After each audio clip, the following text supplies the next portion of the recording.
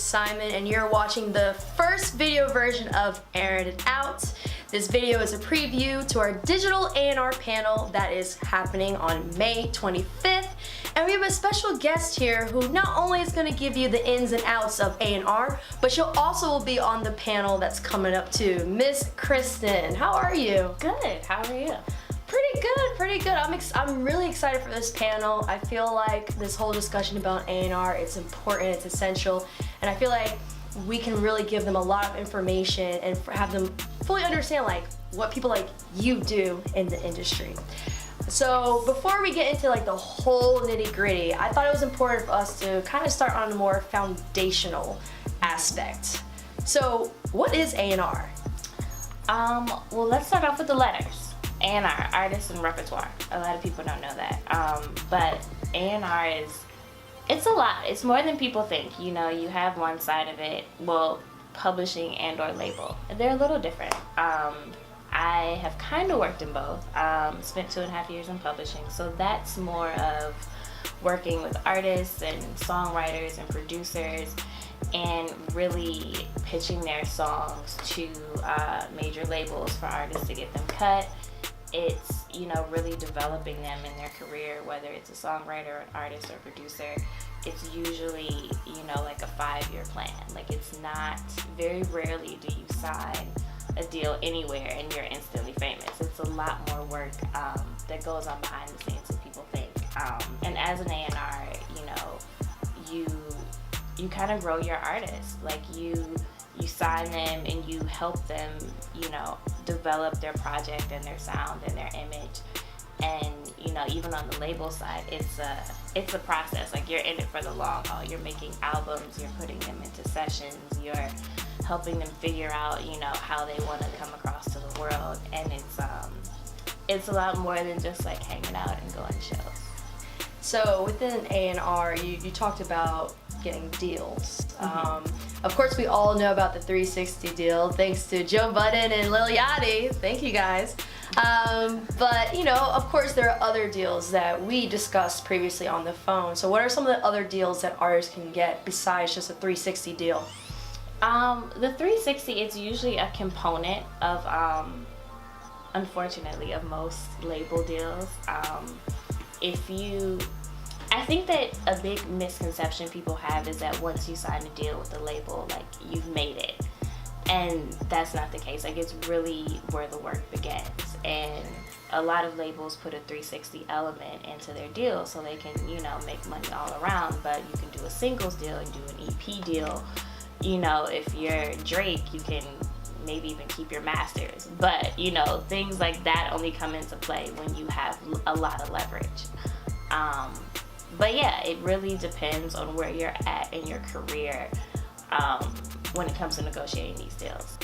So for Erin Out, I developed this program essentially to educate and to inform not only artists, but people that are trying to develop their brand, whether it is interacting with A&Rs, whether it is them developing their sound to get your guys' attention, to make sure that anyone who's watching this who's an artist, that when they come into a label, that they are prepared, that they are ready for the deals that are presented. Because like you said, they can get dropped. So what are 3 things that artists should do? First and foremost, I would say know who you are and know who you want to be as an artist.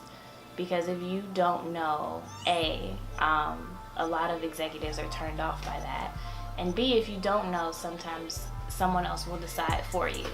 And that, you know, can cause a problem that I've noticed, you know, when you're trying to relate to your fans and to everyone else. Like, if someone else has decided what your image is, it's only so genuine you can be. And I feel like people pick up on that, and that's why a lot of artists don't connect, because they're just like, I want to be a superstar.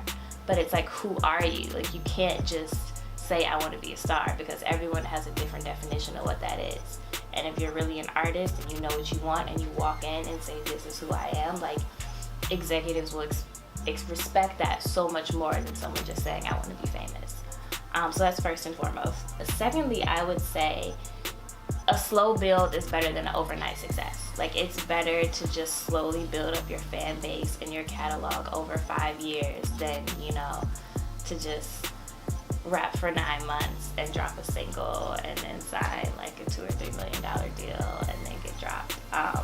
It becomes obvious if you're an overnight success, and people, you know, I feel like they don't respect it, and it's not the same as someone, you know, who has been like working from the ground up.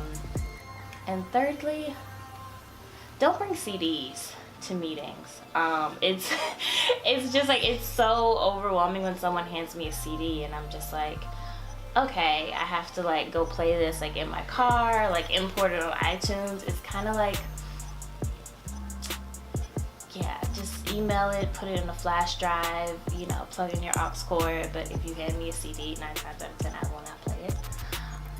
That's just me being honest. It's more work than I have time for in my life. But yeah, those are top 3. So before we get into the 3 things that artists should avoid, I wanted to go off of the last answer that you gave. When artists, you know, when they hear that you're an A&R, I'm sure they rush up to you and say, hey, I have a dope song. I want you to listen to it. I want to listen to it. And, you know, I want them to kind of grasp from this panel and grasp from this video is that there's a specific way to go about it.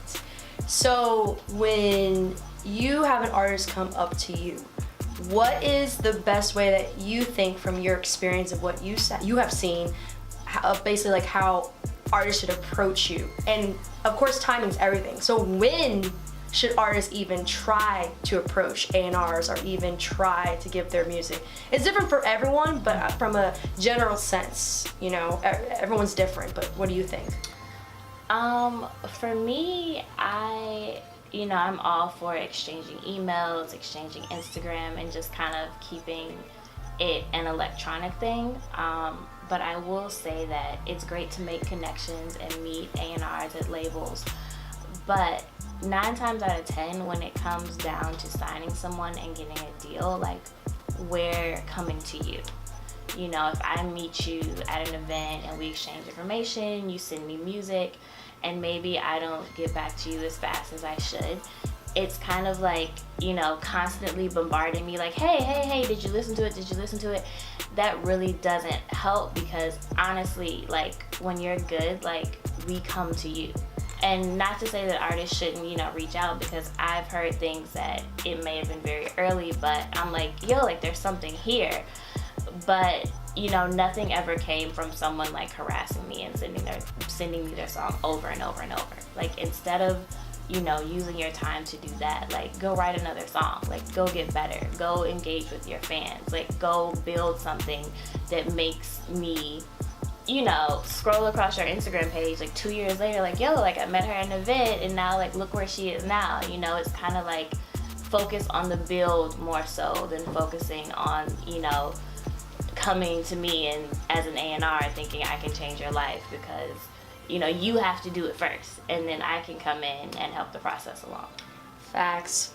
And from like even a content development standpoint, I always try to preach that to people, because a lot of times they want for me to post their music on Revolt and they keep contacting me, but I just tell them, like, if you have a good sound, you don't even have to ask me to post. I will post it because I like it. And you should be focusing on your fan base, because another thing, they don't understand that, like, artists, even though like they are focused on signing deals and stuff, they have power. You can force us to pay attention by increasing your fan base. Mm-hmm. So I always stress that. So of course that's one kind of key thing that they should do and shouldn't do. But what are 3 things that artists should not do that's a no-no? A no-no. Every opportunity is not a good opportunity, or not a good opportunity for you. If you know, are in the R&B, urban, rhythmic world, you know, and you get an opportunity to feature on an EDM artist record, you know, it sounds great to have a feature, but like, is that really the best look for you and who you want to be? Never sign the first piece of paper that gets put in front of you. Whether it's a label, a publisher, a manager, a production deal, like, realize that you have something special and that other people see that sometimes even when you don't, and they'll take advantage of that. So yeah, just to always know what your options are, and don't, you know, feel pressured into doing anything that you don't want to do, because people in this industry will totally take advantage of you. So thirdly, I would say, you know, when you do meet an A&R or someone in the industry, realize that the first impression sticks, and you probably only have a few seconds to get their attention, you know, whether it's positive or negative. And you know, just kind of sending something off that you just like recorded in your bedroom, and like you can hear your mom in the background telling you to turn the music down, like that's not what you should do. You know, you only get like so many seconds to like draw me in or have me go on to the next thing. So, you know, make sure whatever you present is a representation of you as an artist. It's clean, it's clear, it's, you know, it's you in like 15 seconds. Because first impressions are everything. I agree. Thank you so much for being honest and real. I know a lot of artists are going to really appreciate what you have to say, and I bet they're going to be looking forward to you being on the panel that's coming up. Yes, guys, it's coming up May 25th at the Wix Lounge in New York City.